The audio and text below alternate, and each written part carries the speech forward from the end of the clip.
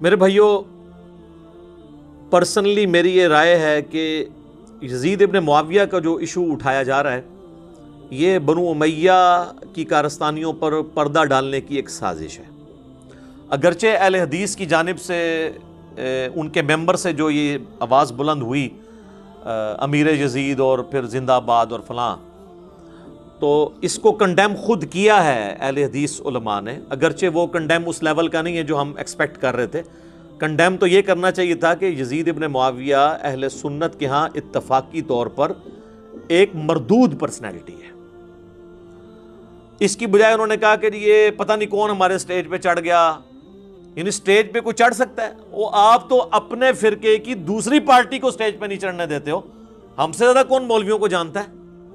تو یہ بہانہ کرنا کہ جی سٹیج پہ کوئی چڑھ گیا تو ناسمجھی میں یہ ہوا، یہ مسئلہ نہیں ہے۔ آپ صرف اس چیز کو نہ لے کر چلیں، بلکہ یہ بتائیں کہ یہ جو کچھ ہوا یہ تو غلط ہوا، ہم یزید ابن معاویہ کو کنڈیم کرتے ہیں اور اس کے کالے کرتوتوں کو کالا کہتے ہیں۔ یہ نہیں انہوں نے کہا، انہوں نے اپنی پبلک کو بھی خوش کر لیا، کیونکہ ظاہر ہے کہ پریکٹیکلی تو اس وقت ناسبیت کا جھنڈا اٹھایا ہوا ہے بعض اہل حدیث اور دیوبند نے، اور اب بریلویوں میں بھی کچھ پیدا ہو گئے ہیں، تو وہ دونوں ایک ٹکٹ میں دونوں مزے کرنا چاہتے ہیں۔ لہٰذا یہ جو کنڈیم بھی اہل حدیث نے کیا، ہم اس کے حق میں نہیں ہیں۔ چلے اہل حدیث نے ایک سٹیپ تو طے کیا ہے، دوسری طرف جو لال مسجد میں جو کچھ ہوا، اور وہ ایک مخبوط الحواس قسم کا ایک مولوی، اس نے جس قسم کی باتیں کی، میرا تو خیال ہے اسے کسی نفسیاتی ڈاکٹر کو دکھانا چاہیے۔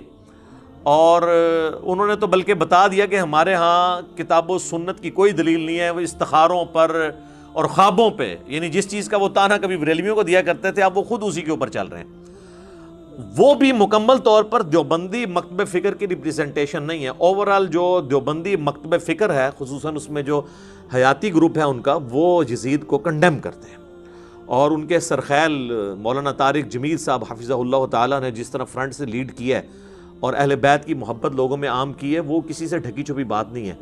تو لہٰذا یہ پوری دیوبندیت کی ریپریزنٹیشن آپ اس کو نہ سمجھیں یہ جو کچھ ہو رہا ہے، یہ دیوبند کے ایک مولوی کی کارستانی ہے۔ اسی طریقے سے اہل حدیث میں اگرچہ ڈومیننٹ اکثریت جو ہے وہ یزیدی پارٹی کی ہے، لیکن پھر بھی یہ کم از کم ان کی کتابیں، ان کے بزرگوں کی کتابیں وہ یزیدیت کے خلاف ہیں، اور ناسبیت کے خلاف سب سے زیادہ کام ان لوگوں نے کیا ہے۔ رازدار رسول حذیفہ ابن یمان رضی اللہ تعالیٰ عنہ علیہ السلام کہتے ہیں کہ میں نے خود نبی علیہ السلام کا ایک خطبہ ممبر پر سنا تھا بعد میں آنے والے حکمرانوں سے متعلق، دودھ کا دودھ پانی کا پانی ہو جائے گا، اور یہ ہے بھی رازدار رسول ہیں جنہیں منافقین کے نام بتائے تھے نبی صلی اللہ علیہ وآلہ وسلم نے۔ تو حذیفہ ابن یمان کہتے ہیں کہ نبی علیہ السلام نے فرمایا کہ اللہ تعالیٰ جب تک چاہے گا تم میں نبوت باقی رہے گی، یعنی میرا وجود، اور پھر جب اللہ چاہے گا مجھے اٹھا لے گا، اور پھر میرے بعد خلافت علی منہاج النبوہ قائم ہوگی، اور وہ بھی باقی رہے گی جب تک اللہ چاہے گا، پھر اللہ اس کو بھی اٹھا لے گا۔ اس کے بعد ملکن عاضن، ڈاکٹر سرار صاحب یوں کیا کرتے تھے، کاٹ کھانے والی ملوکیت، فریڈم آف ایکسپریشن کو غصب کرنے والی، مخالفین کو کاٹنے والی، وہ قائم ہو جائے گی، اور پھر اللہ تعالیٰ جب تک چاہے گا وہ رہے گی۔ ظاہر ہے فرعون، نمرود، ان سب لوگوں کو بھی حکومتیں جو ہیں وہ اللہ نے نہیں دی ہیں نا، آزمائش کے لیے، پھر اللہ تعالیٰ اسے بھی اٹھا لے گا، پھر جابر حکمرانوں کا دور شروع ہو جائے گا، پھر اللہ تعالیٰ جب تک چاہے گا وہ رہے گا، پھر اس کو بھی اٹھا لے گا، اور پھر ایک دفعہ دوبارہ سے خلافت علی منہاج النبوہ قائم ہوگی، یعنی امام محمد بن عبداللہ المہدی رحمہ اللہ تعالی اور رضی اللہ تعالیٰ عنہ علیہ السلام کی خلافت۔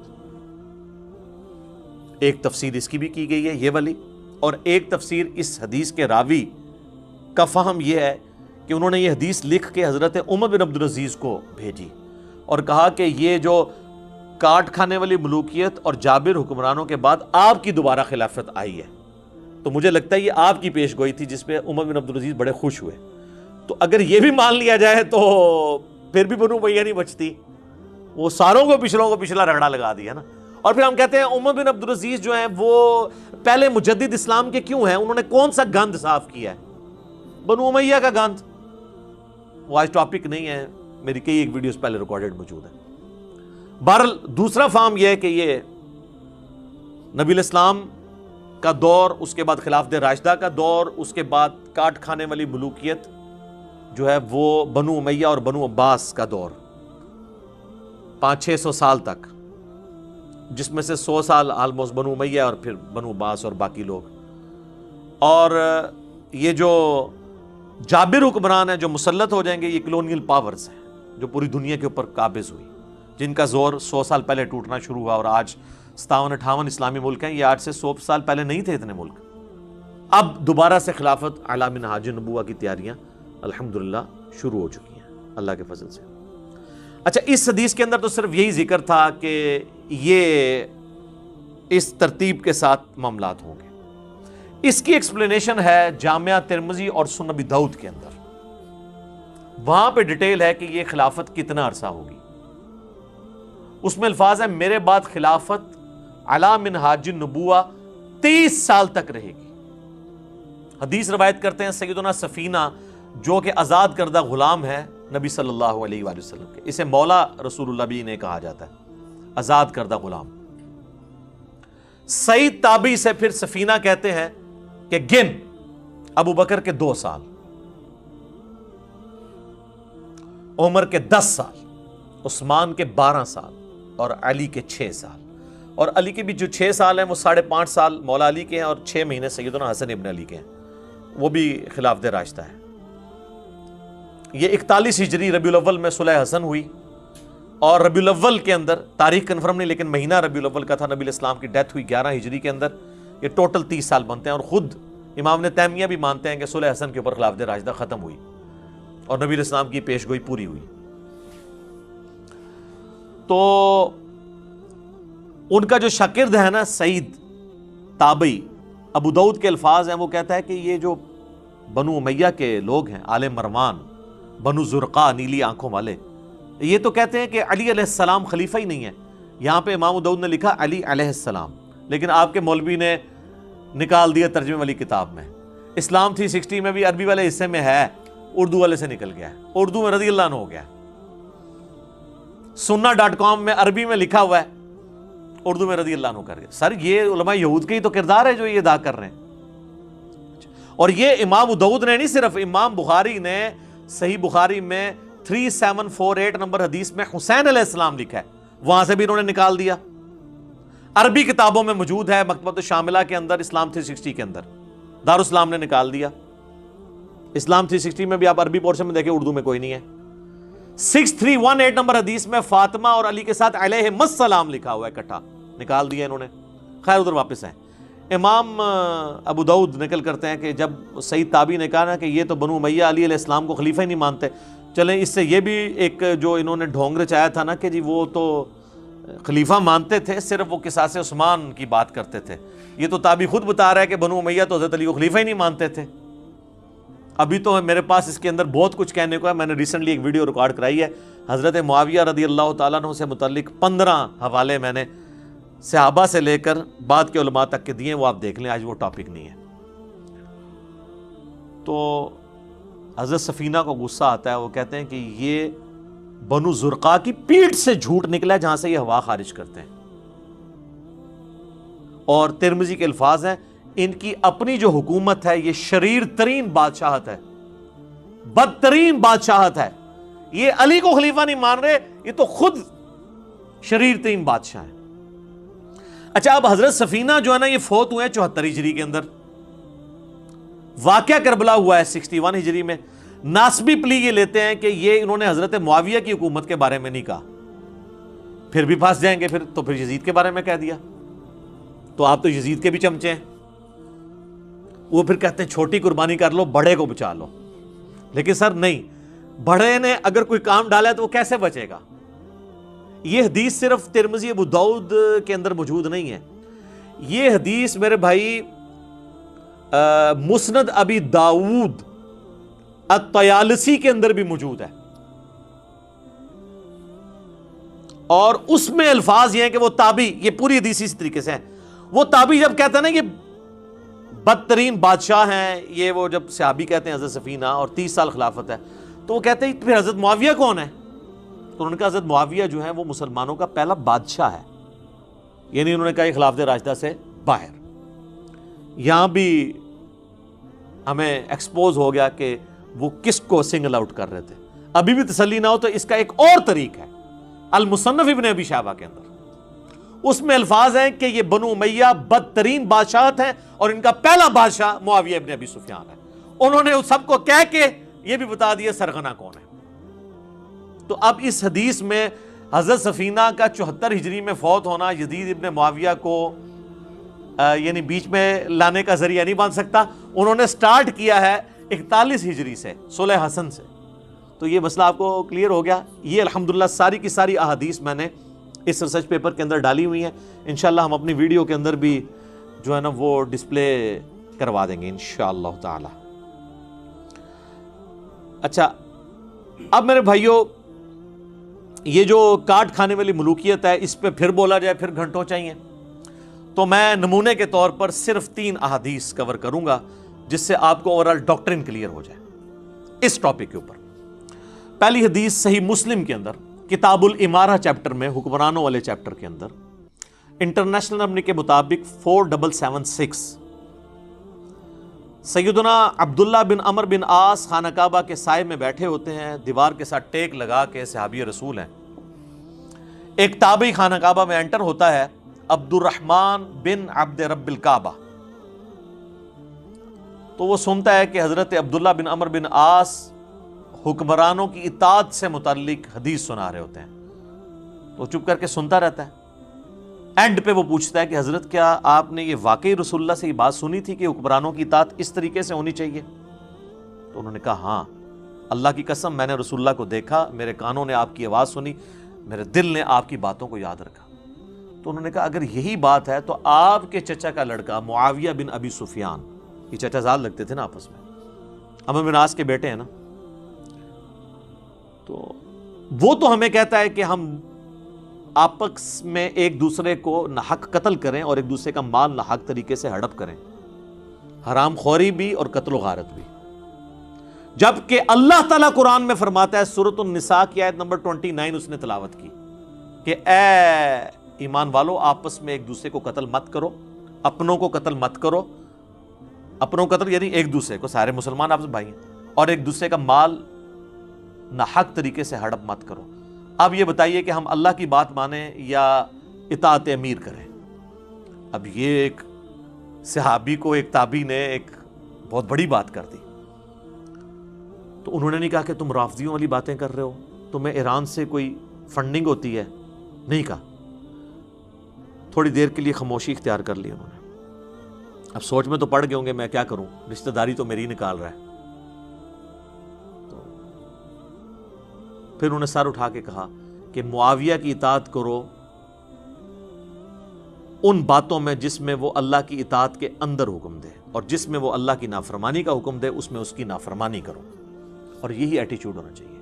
بخاری اور مسلم کی متفق علیہ حدیث ہے، مولا علی کہتے ہیں کہ نبی علیہ السلام نے فرمایا کہ خالق کی معصیت میں، اللہ کی نافرمانی میں مخلوق کی کوئی اطاعت نہیں ہے۔ کئی لوگ یہ بولے بن کے پوچھ رہے ہوتے ہیں نا جی میری ماں اجازت نہیں دے رہی داڑھی رکھنے کی تو میں رکھوں یا نہ رکھوں؟ تو وہ نبی علیہ السلام نے فرما دیا ہے کہ اللہ کی اطاعت کے اندر مخلوق کی اطاعت نہیں ہوگی، اور جس بات میں اللہ کی نافرمانی ہو رہی ہوگی وہ آپ نے کام نہیں کرنا، آپ نے مخلوق کی نافرمانی کرنی۔ تو یہ ایک اوورال پورا آپ کو پکچر کلیئر کر دے گی۔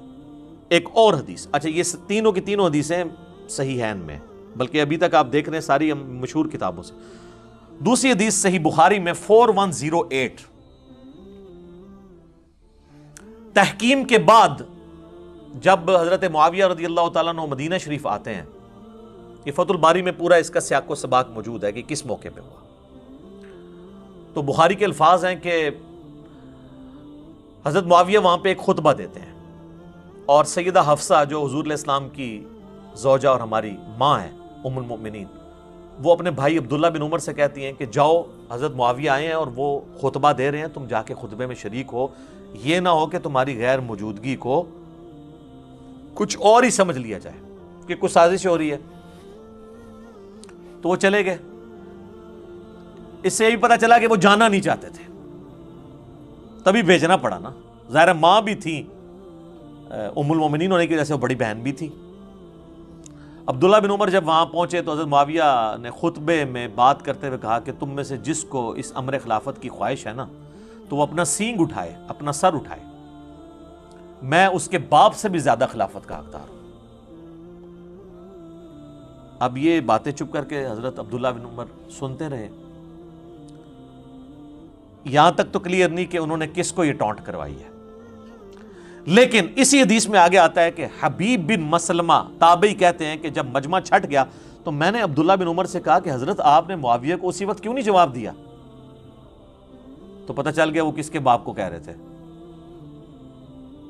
سیدنا عمر کی توہین وہ شخص کر رہا ہے کہ جو حضرت عمر کے دور میں رومن امپائر گری، اس رومن امپائر میں شام میں انہوں نے حکومت قائم کی ہے، اور وہ محنتیں کن کی ہیں؟ حضرت عمر کی۔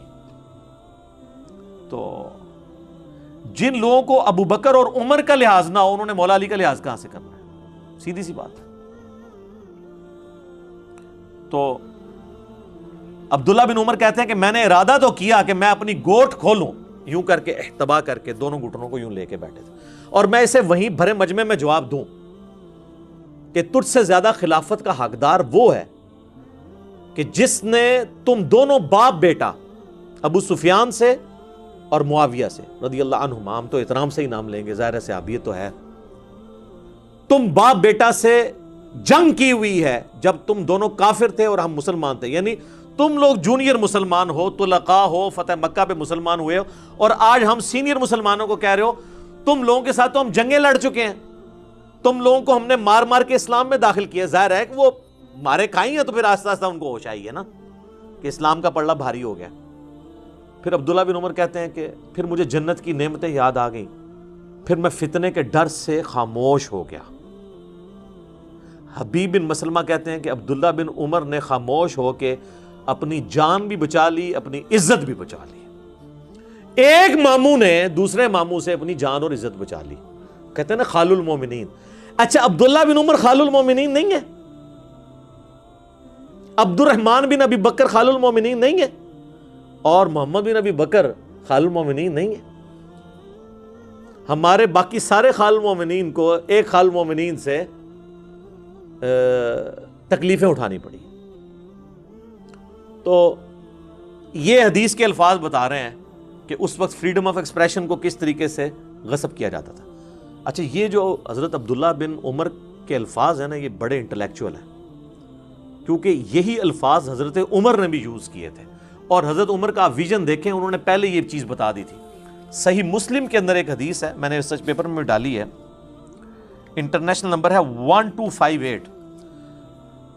حضرت عمر نے اپنی شہادت سے کچھ عرصہ پہلے جمعے کا خطبہ دیا، اور انہوں نے رسول اللہ کا ذکر کیا، پھر حضرت ابوبکر کا ذکر خیر کیا، اور پھر فرمایا کہ میں نے خواب دیکھا ہے کہ مجھے ایک مرغے نے 3 ٹھونگے ماری ہیں، اور میں اس کی تعبیر یہ کرتا ہوں کہ ان قریب مجھے قتل کر دیا جائے گا۔ اچھا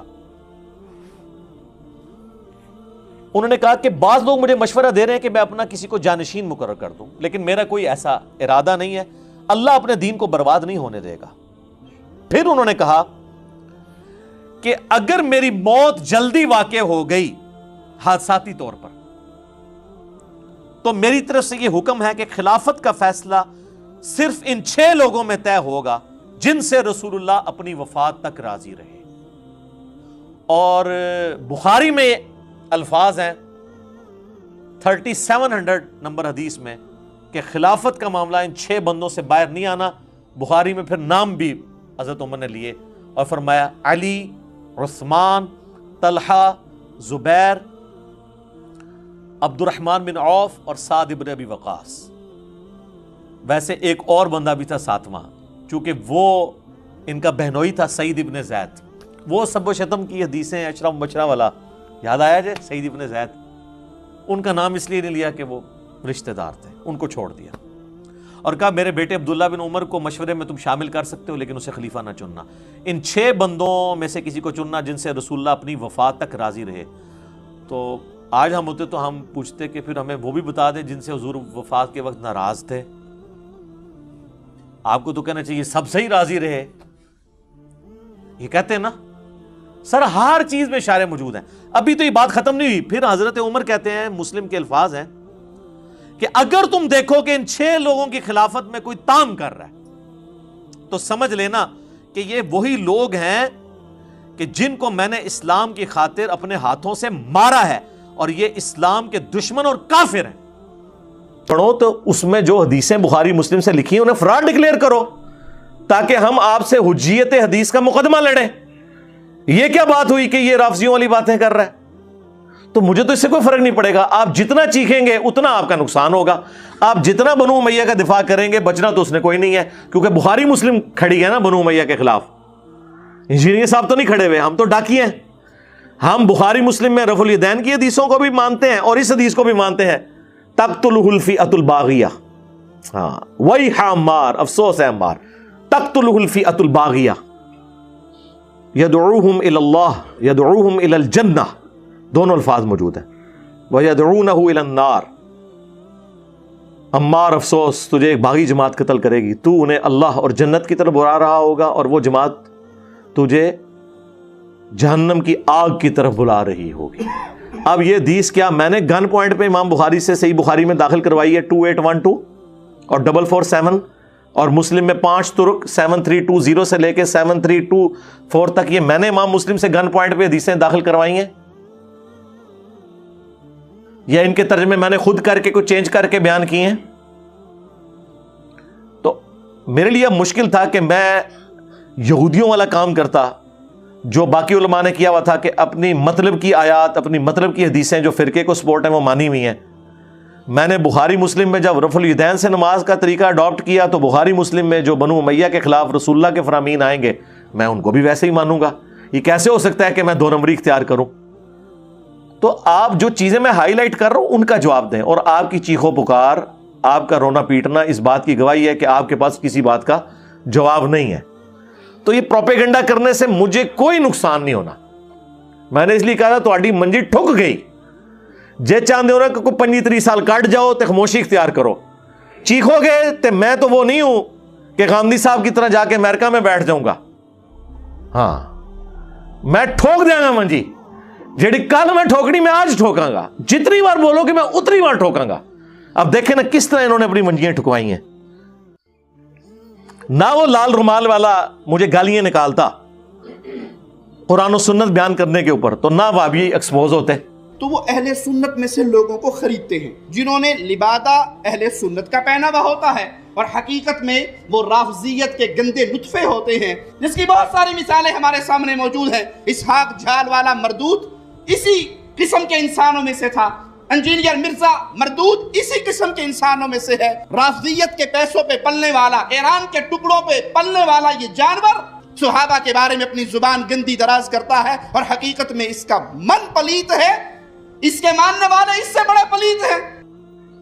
10 سال میں نے صبر کیا, میں نے اہل حدیث کو کبھی وہابی نہیں بولا تھا, اور ہمیشہ یہ کہا کہ قرآن و سنت کے سب سے زیادہ قریب ہے. آج بھی میں کہتا ہوں منٹ 100% ٹھیک ہے اگر اس پہ عمل کریں. جس طرح میں کہتا ہوں کہ یہودیوں اور مسلمانوں کا اگر کمپیریزن کروایا جائے تو مسلمان حق پہ ہیں, لیکن اس کا یہ مطلب نہیں کہ مسلمان شرابی ہے, چور ہے, تو یہ شراب پینا, چوری کرنا, زنا کرنا حلال ہو جائے گا. مسلمان حق پہ ہے اگر اسلام کے مطابق چلے. اہل حدیث بھی حق پہ تب ہوں گے جب احادیث کے مطابق چلیں. اگر وہ کہیں گے ہم نے اپنی مطلب کی حدیثیں ماننی ہے, دوسری بخاری مسلم میں بھی ہوں, تو ہم نے کبوتر کی طرح آنکھیں بند کرنی ہے, تو اس طریقے سے تو کام نہیں چلے گا. تو میں جو کچھ پہلے کہتا رہا اس سے کوئی نفی نہیں کی. صرف ایک چیز میں نے اس وقت بیان کی تھی کہ ہم اس طرح کی ڈسکشن کو نہیں کرتے, اور وہ اس وجہ سے کی کہ ہمیں انہوں نے یہ پڑھایا تھا. جب بعد میں نے پڑھا کہ یہ جو لوگ ڈسکشن سے منع کرتے ہیں یہ تو خود اعلان کر رہے ہیں کہ چور کی داڑھی میں تنکا. یہ تو حنفی بھی کہہ رہے ہیں کہ یہاں پہ چونکہ حنفیوں کی اکثریت ہے لہٰذا رفع الیدین والی حدیثیں بخاری مسلم کی بیان نہیں کرنی چاہیے, اس سے فتنہ کھڑا ہوتا ہے. اونچی آمین کی حدیثیں نہ بیان کریں, فتنہ کھڑا ہوتا ہے. اور بریلوی کہتے ہیں کہ جی قل انما انا بشر مثلکم نہ پڑھیں, نبی الاسلام کی تنقیص کا پہلو اس سے نکلتا ہے, فتنہ کھڑا ہوگا. تو ان ساری باتوں کے جواب میں ہم کیا کہتے ہیں؟ رکو ذرا، صبر کرو، ہم یہ پڑھیں گے بھی اور تمہیں صحیح فہم بھی سمجھائیں گے ان احادیث کا، ان آیات کا۔ کیا ہم اس سے آنکھیں بند کر لیتے ہیں؟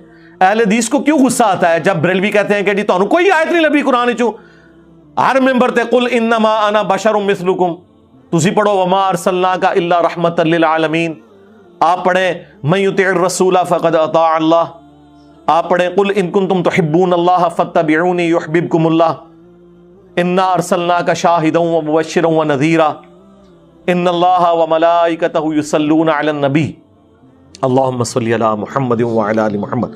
جب وہ کہتے ہیں کہ یہ تم لوگ یہ آیتیں کیوں پڑھنے پہ زور نہیں دیتے اور صرف یہی پڑھتے ہو، تو ہم کیا انہیں کہتے ہیں؟ یہ اہل حدیث کیا کہہ رہے ہوتے ہیں اس وقت کہ نہیں جی عقیدے کی بات ہے، سرکار یہ عقیدہ نہیں ہے جہاں پہ جنت اور جہنم کا فیصلہ ہو رہا ہے، اور دوسری طرف یہی آپ کو کہتے ہیں وہ جی مولا علی کا قول ہے، مرفوع سند بھی ہے اس کی مشکات کے اندر مسند احمد کے حوالے سے، طبرانی کے حوالے سے، اور موقوفاً روایت فضائل صحابہ احمد بن حنبل کی کتاب میں، اور یقیناً یہ غیبی خبر رسول اللہ کے بتانے پہ ہے، نبی الاسلام کے الفاظ سے بھی ہے، اس کی سند کمزور ہے، لیکن جو مولا علی سے ہے وہ سند بالکل ٹھیک ہے۔ نبی الاسلام نے مولا علی سے فرمایا کہ تیری مثال میری امت میں عیسیٰ ابن مریم کی سی ہے۔ ہاں، یہودی ان کا انکار کر کے گمراہ ہوئے اور عیسائی ان کی شان میں غلو کر کے، اور پھر مولا علی کا قول اس کے ساتھ سپورٹیو جو نبی الاسلام کے بتانے پہ موقوف ہے کہ میری وجہ سے دو فرقے جہنم میں جائیں گے، دو گمراہ ہوں گے، ایک میری محبت میں غلو کر کے، ایک میری دشمنی میں۔ وجہ سے مراد یہ نہیں کہ میں قصوروار ہوں، حضرت عیسیٰ تو قصوروار نہیں ہے یہود و نصارہ کی گمراہی کا، مراد یہ کہ مجھے بیس بنایا جائے گا۔ اور یقیناً اس امت میں مولا علی کی ہی پرسنالٹی اتنی بڑی تھی کہ ان کی بنیاد پہ یہ کام ہوتا۔ جس طرح میں کہتا ہوں عیسیٰ ابن مریم ڈیزرو کرتے تھے کہ اگر گمراہی کسی کے نام پہ کھڑی کی جاتی تو اتنا بڑا بندہ چاہیے تھا ہمیں کہ جو مردوں کو زندہ کر دے، تو اسی کو ہی خدا کا بیٹا کہا جا سکتا ہے نا۔ عقلاً دیکھیں، اگر گمراہی اپنی جگہ، لیکن لاجک انہوں نے اپنی جگہ جو بنائی ہے، کوئی بنیاد تو صحیح بنائی ہوئی ہے نا۔ مٹی کی مورت میں پھونک مارے اور اللہ کے اذن سے وہ پرندہ بن جائے، جس کو اتنا بڑا معجزہ ملے، وہی اس چیز کا حقدار تھا کہ اسی کے نام کو یوز کر کے اللہ کا بیٹا ڈکلیئر کیا جاتا۔ اگرچہ یہ گمراہی ہے، لیکن میں بنیاد آپ کو بتا رہا ہوں کہ بنیاد جو انہوں نے قائم کی ہے وہ ان کے بڑا ہونے کی وجہ سے۔ تو اس امت میں واقعی مولا علی ہی اتنی بڑی پرسنالٹی تھے کہ ان کے نام کے اوپر یہ سب کچھ کھڑا ہوتا، کیونکہ المستدرک للحاکم میں امام حاکم نے احمد بن حنبل کا قول نقل کیا کہ ہم تک جتنی احادیث پہنچی ہیں ذخیرہ احادیث میں، کسی اور صحابی کی شان میں اتنی احادیث نہیں ہے جتنی کہ مولا علی کی شان میں۔ سب سے پہلے مسلمان کون؟ مولا علی، ترمذی میں، مسند احمد میں، سنن سیغ الکبریٰ کے اندر موجود۔ سب سے پہلے حضور کے ساتھ نماز کس نے پڑھی؟ مولا علی علیہ السلام نے۔ نبی علیہ السلام کی نسل کن سے چلی؟ مولا علی سے۔ کس کو حضور نے کہا من کنت مولا فہذا علی مولا؟ مولا علی۔ علی سے محبت نہیں رکھے گا مگر مؤمن، علی سے بغض نہیں رکھے گا مگر منافق، بائی نیم مینشن کیا۔ اور پھر المستدرک للحاکم میں حدیث، کوئی شخص پوری زندگی روزے رکھے اور مقام ابراہیم اور حجر اسود کے درمیان نمازیں بھی پڑھتا رہے، اگر ہم اہل بیت کا بغض اس کے دل میں ہوگا تو ضرور جہنم میں داخل ہوگا۔ اب یہ اتنی زیادہ احادیث کی موجودگی میں اہل بیت کی محبت یا ان سے بغض کی وجہ سے ہماری جنت اور جہنم کا فیصلہ ہو رہا ہو، تو آپ کیا سمجھتے ہیں یہ ہلکا کوئی چھوڑنے والی بات ہے؟ جبکہ امت نے حضور کی نصیحت غدیر خم کی کہ دو چیزیں چھوڑ کے جا رہا ہوں، قرآن اور اہل بیت، جو مسلم شریف میں اوپر تلے 4 احادیث ہیں۔ قرآن کو پکڑ لینا، اس میں ہدایت ہے، یہ اللہ کی رسی ہے، جو اسے پکڑے گا ہدایت پہ ہوگا، جو چھوڑ دے گا گمراہ ہو جائے گا۔ اور دوسری بھاری چیز میرے اہل بیت ہے، میں اپنے اہل بیت کے معاملے میں تمہیں اللہ کا خوف دلاتا ہوں۔ اہل بیت کے معاملے میں اللہ کا خوف دلاتا ہوں 3 دفعہ فرمایا، لیکن امت نے نہ اہل بیت کو زندہ چھوڑا نہ قرآن کو پکڑا، الٹ چلے، قرآن کو چھوڑ دیا اور اہل بیت کے ساتھ حسن سلوک کیا۔ حضور کو قبر میں گئے 50 سال ہوئے اور آپ کی پوری نسل قتل کر دی سوائے چند لوگوں کے۔ تو نبی علیہ السلام جب امت کو اس طرح کی نصیحتیں کر کے جائیں تو اس کا اینڈ رزلٹ پھر یہی نکلنا ہے میرے بھائی کہ اہل بیت کے خلاف جو لوگ کھڑے ہوں گے تو دفاع کرنے کے لیے بھی تو لوگ کھڑے ہوں گے۔ سنی شیعہ کنفلکٹ سے اٹھ کے دیکھیں تو یہ ساری کی ساری باتیں اب بھی مستقبل میں جب جب مجھے کوئی چیز پتہ چلے گی جو اس میں بہتر موقف ہے میں اڈاپٹ کروں گا اور اپنی غلطی کو مانوں گا. کسی شخص کو اس کی غلطی ماننے پر، یہاں تو غلطی بھی نہیں تھی، میں نے ایک سٹیپ طے کیا کہ وہ جو موقف تھا جو میں نے اڈاپٹ کیا تھا قرآن و سنت کے بغیر تمہارے بابوں کے کہنے پہ، میں نے ایک بابا چھوڑا احمد بن حنبل کہ ان کا موقف مشاجرات صحابہ پہ غلط ہے، جب وہ خود حدیث مسند احمد میں لے کے آ رہے ہیں جنگ جمل صفین نہروان پہ، اور ہمیں کہہ رہے ہیں کہ ان باتوں کو ڈسکس نہ کرو. وہ ہمیں یہ بتانا چاہ رہے ہیں کہ رسول اللہ نے فرمایا تھا لیکن رسول اللہ کی زبان بند کر دو، نعوذ باللہ. حجی پہلے خلیفہ کے مخالفین مرتد واجب القتل، دوسرے خلیفہ کے مخالفین کافر رومنز اور پرشینز، تیسرے خلیفہ کے مخالفین جی بلوائی خارجی، حالانکہ وہ خارجی نہیں تھے، خوارج کی ٹرم جو ہے حضرت علی کے زمانے میں آئی ہے. چوتھے خلیفہ کے مخالفین رضی اللہ عنہ. تو علیکم بسنتی و سنت الخلفاء الراشدین المہدیین جو ابو داؤد ترمذی کی حدیث ہے، ایک چھوٹے سے اختلاف پہ جس میں یہ غلط تھے مان لیتے، لیکن وہی بات ہے جس طرح قرآن میں آیا نا کہ بنی اسرائیل کو بچڑے کی محبت پلا دی گئی تھی، نبی موجود تھا پھر بھی وہ بچڑے کے آگے جھک گئے. بخاری مسلم موجود تھی، بنو امیہ کی محبت انہیں پلا دی گئی. اہل حدیث فرقہ ذلیل ہی بنو امیہ کی وجہ سے ہوا ہے، ان کے دفاع کر کے. آندہ بھی ہوگا، اگر بچنا ہے پیچھے ہٹ جاؤ. میں نے تو پیچھے نہیں ہٹنا کیونکہ میں تو غدیر خم پہ کھڑا ہوں، قرآن اور اہل بیت، سیدھی سی بات ہے. توحید پہ زیرو ٹالرنس، اہل بیت کے دفاع کے اوپر زیرو ٹالرنس. اس زمانے میں ہوتے اہل بیت کا دفاع کرتے تلوار کے ذریعے، آج کریں گے زبان کے ذریعے انشاءاللہ تعالی. یہاں آ کے مارے گئے. دوسری طرف یہ گالی کھایا کرتے تھے رسول اللہ کی ذات کے حوالے سے صلی اللہ علیہ وآلہ وسلم. یہ پڑھتے تھے قل انما انا بشر مثلکم، بریلوی کا کہتے تھے یہ گستاخ ہے آیت پڑھنے پر. اے نبی تم کہہ دو کہ انسان ہونے میں بھی تمہاری طرح ہوں. یہ جنس کی بات ہو رہی ہے، اسپیشی کی، مرتبے کی نہیں بات ہو رہی. مرتبے میں کوئی فرشتہ بھی رسول اللہ کو نہیں پہنچ سکتا، انسان کو تو آپ چھوڑتے ہیں. یہ اسپیشی کی بات ہو رہی ہے. وہاں کیا ہوتا تھا؟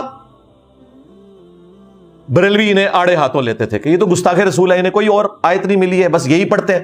تو اہل حدیث کیا جواباً کہتے تھے کہ بھئی قرآن کی آیت ہے کیوں نہ پڑھیں؟ تمہیں بری لگتی ہے تو اس کا یہ مطلب تو نہیں ہے قرآن بدل دیں گے، کہتے تھے نا. اب مجھے بتائیں کہ رسول اللہ کی عصمت بڑی چیز ہے یا بنو امیہ کی عصمت؟ رسول اللہ کی عصمت کی خاطر انہوں نے گالیاں کھا لی اور آیات بیان کی. جب بنو امیہ کی باری آئی، ان کی بدماشی کھلی بخاری مسلم سے، تو انہوں نے کہا یہ حدیثیں نہیں بیان کرنی چاہیے. اور بھائی رسول اللہ کی گستاخی کر کے تو بندہ ایمان سے چلا جاتا ہے، بنو امیہ کی کوئی گستاخی بھی کر لے ایمان سے تو نہیں جائے گا نا. ظالموں تم نے رسول اللہ کی عصمت کے اوپر کمپرومائز کر لیا بقول بریلویوں کے، کیونکہ وہ تو اسے گستاخی سمجھتے تھے نا.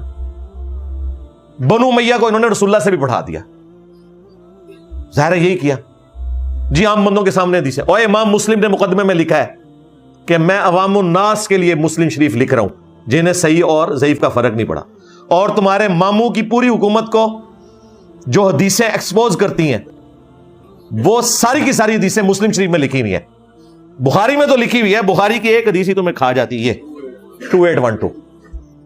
یہ 2812 جو ہے نا یہ مسلم شریف میں بھی موجود ہے. 5 طرق ہیں، 7320 سے لے کر 7324 تک وہاں پہ بھی موجود ہے. اور باقی مسلم شریف میں تو جو کچھ موجود ہے یہ دکھا بھی نہیں سکتے کسی کو. یہ قتل عمار والی حدیث تو ایک حدیث ہوئی نا، عمار تجھے ایک باغی جماعت قتل کرے گی، تو انہیں اللہ اور جنت کی طرف بلائے گا، وہ جماعت جہنم کی طرف بلائے گی. باقی جتنی حدیثیں ہیں زیادہ تر مسلم شریف میں. علی سے محبت نہیں رکھے گا مگر مؤمن، علی سے بغض نہیں رکھے گا مگر منافق، یہ بھی مسلم شریف میں 240. غدیر خم کی حدیث قرآن اور اہل بیت، وہ بھی مسلم شریف میں. تمہارے چچا کا لڑکا معاویہ کہتا ہے کہ ہم لوگوں کو ناحق قتل کریں اور ان کا مال حرام طریقے سے ہڑپ کریں، اور قرآن کہتا ہے کہ لوگوں کو ناحق قتل نہ کرو اور ایک دوسرے کا مال حرام طریقے سے ہڑپ نہ کرو. ہم معاویہ کی بات مانیں یا اللہ کی بات مانیں، یہ بھی مسلم شریف میں لکھا ہوا ہے. تو مسلم شریف ان کے گلے کی ہڈی ہے. اور امام مسلم کہہ رہے ہیں میں نے عوام کے لیے لکھی ہے. اب یہ لا کے ہمیں سلف کا منہج دکھاتے ہیں، فلاں امام نے کہا یہ حدیث بیان، اور جس نے خود لکھی ہے وہ تو کہہ رہے بیان کرنے کے لیے میں نے لکھی ہے. ماموں پارٹی امام مسلم جو کام کر رہے ہیں وہ تو بتا رہے میں اس لیے کر رہا ہوں امام مسلم سے بڑا کون سا سلف ہے؟ ابن تیمیہ میں بتائے گا کہ امام مسلم نے یہ حدیث کیوں لکھی ہے؟ 8ویں صدی کا ایک مولوی امام مسلم خود بتائیں گے. امام مسلم کے زمانے کا بھی کوئی بندہ نہیں یہ گائیڈ کر سکتا کہ یہ حدیث کا بیان کرنی ہے. ہم امام مسلم کے ساتھ کھڑے ہوئے چلو کیونکہ ہم مسلم ہیں. ہاں نام ہے بابی، نام ہے بابی، میں ہوں مسلم علمی کتابی. امام مسلم تو نہ ہی مسلم سی. اور اس تو بڑی گل ان کی کنیت ابو الحسین ہے. انہوں نے اپنے بچے کا نام حسین رکھا ہوا تھا. اہل البیت کے چاہنے والے تھے. تو یہاں انہیں چاہیے تھا جس طرح یہ قل انما انا بشر مثلکم سے نہیں رکے، حالانکہ وہاں رکنا بنتا تھا ان کی ڈاکٹر کے مطابق، کیونکہ وہاں رسول اللہ کی عزت کی بات ہو رہی تھی. وہاں انہوں نے کہا نہیں ہم بیان کریں گے چاہے اسے کوئی تنقیص بھی سمجھے. تو یہاں تو آپ کو بالکل نہیں رکنا چاہیے تھا، یہاں تو بنو امیہ کی بات ہو رہی تھی. لیکن انہوں نے بے ایمانی کی، ذلیل ہو رہے ہیں، آئے دن ذلیل ہو رہے ہیں، بچ ہی نہیں رہے. لوگ کہتے ہیں کہ بخاری مسلم کی تسی گل کرنی ہے، صرف رفع الدین تک ہی تہاڈا بخاری مسلم. یعنی جس طریقے سے دیوبند اور بریلوی بھی کچھ حصہ بخاری مسلم کا مانتے ہیں، یعنی یہ رکوع کی جو تسبیحات ہیں سبحان ربی العظیم اور سجدے کی سبحان ربی الاعلیٰ یہ مسلم شریف میں لکھی ہوئی ہیں. یہ تو بریلوی دیوبندی مانتے ہیں نا، کوئی انکار کرتے ہیں؟ نماز کا جو تشہد ہے درود ابراہیمی ہے یہ بھی بخاری مسلم میں لکھا ہوا ہے. تو الحمدللہ بریلوی دیوبندی مان رہے ہیں. تو بریلوی دیوبندی بھی کوئی بخاری مسلم کے 100% تو منکر نہیں ہے، لیکن تمہارا تو دعویٰ تھا کہ ہم 100% ماننے والے ہیں، لیکن تم بھی اپنے دعوے کے اندر غلط نکلے. اور سب سے بڑا ظلم تم لوگوں نے جو کیا، جس کی سزا اللہ نے تمہیں دی، وہ یہ کہ انہوں نے ان سارے فرقوں جنہوں نے انہیں کافر کہا، انہیں انگریزوں کی پیداوار کہا، انہیں نجدی کہا، انہیں خارجی کہا، ان سے انہوں نے پینگیں بڑھائی اور سب سے بڑا گمراہ مجھے ڈکلیئر کر دیا. اور میں آج بھی اپنے اس اصول پہ قائم ہوں، ٹروتھ لور ہوں نا، کہ پلانٹ ارتھ پہ سب سے بہترین منہج اہل حدیث کا ہے. فرقہ اہل حدیث نہیں، وہ تو بدترین مخلوق بن چکا ہے اس وقت. منہج اہل حدیث قرآن سنت اجماع امت، اور جہاں ضرورت پڑے اجتہاد، وہ بات کی چیز ہے. ہمیشہ اپنے اسٹوڈنٹس کو کہتا ہوں سب سے بہترین نماز اہل حدیث پڑھتے ہیں. دیکھیں میں نے کبھی بھی انصاف کا دامن نہیں چھوڑا، لیکن انہوں نے ایسا چھوڑا انصاف کا دامن جو علماء یہود نے کیا. سورۃ النساء میں اللہ تعالیٰ نے وہ رپورٹ کیا ہے. اعوذ باللہ من الشیطان الرجیم بسم اللہ الرحمن الرحیم. وَيَقُولُونَ لِلَّذِينَ كَفَرُوا، اور یہ یہودی ان مشرکین عرب کے بارے میں جو بت پرست ہیں ان کے حق میں بات کرتے ہوئے کہتے ہیں هَؤُلَاءِ أَهْدَىٰ مِنَ الَّذِينَ آمَنُوا سَبِيلًا، کہ مسلمانوں سے تو یہ بت پرست زیادہ ہدایت کے راستے پہ ہیں. کون کہہ رہے تھے؟ یہودی. گیر الٹا لگ گیا. انہوں نے نہیں دیکھا کہ رسول اللہ نے 17 مہینے یروشلم کی طرف نماز پڑھی ہے، بخاری میں آیا. تو نبی علیہ السلام ان کے ماننے والے حضرت موسیٰ کے زیادہ قریب ہیں یا وہ مشرکین عرب جو پیغمبروں کو مانتے ہی نہیں؟ ابراہیم کو بھی جو مانتے تھے وہ جد امجد کے طور پہ، پیغمبر کے طور پہ نہیں. حضرت اسماعیل کو بھی جد امجد کے طور پر، پیغمبر کے طور پہ نہیں. اور نبی علیہ السلام تو اولاد بھی حضرت ابراہیم کی، حضرت اسماعیل علیہ السلام کی، اور تمہارے قبلے کی طرف 17 مہینے نمازیں پڑھی. موسیٰ علیہ السلام کا نام سب سے زیادہ قرآن میں آیا، کسی پیغمبر کا نام اتنی دفعہ نہیں آیا جتنا موسیٰ علیہ السلام کا آیا. آلموسٹ کوئی 136 کے قریب اتنے ٹائمز آیا. انہوں نے نہیں دیکھا کہ یار مسلمان تو مان رہے ہیں. کہا کہ وہ مشرکین عرب جو بت پرست ہیں وہ مسلمانوں سے زیادہ ہدایت پہ ہیں. آج اہل حدیث نے بھی یہی کیا. انہوں نے کہا جی بریلوی دیوبندی تو پھر بھی بہتر ہے، انجینئر کہاں سے آ گئے، اپنے وڈیاں دی پیڑھی چڑھے ہو. اور یہ میں اتنی سخت بات صرف اس لیے کر رہا ہوں کہ انہوں نے میرے ساتھ کیا، ورنہ میری عادت نہیں کہ میں کسی کو اس لیول پہ لے جاؤں کہ اس کے اوپر اس قسم کا فتویٰ لگاؤں. لیکن تمہاری روش وہی ہے اگر توبہ نہیں کی تو، اور توبہ تمہیں کرنی ہوگی، ادروائز اپنا فرقہ تو اب اس کی تم فاتحہ پڑھ لو، سیدھی سی بات ہے. اگرچہ تم فاتحہ کے قائل نہیں ہو لیکن یہاں فاتحہ پڑھنی پڑے گی، جنازے میں جو پڑھی جاتی ہے وہ والی. یہ انہوں نے ذلیل حرکت کی.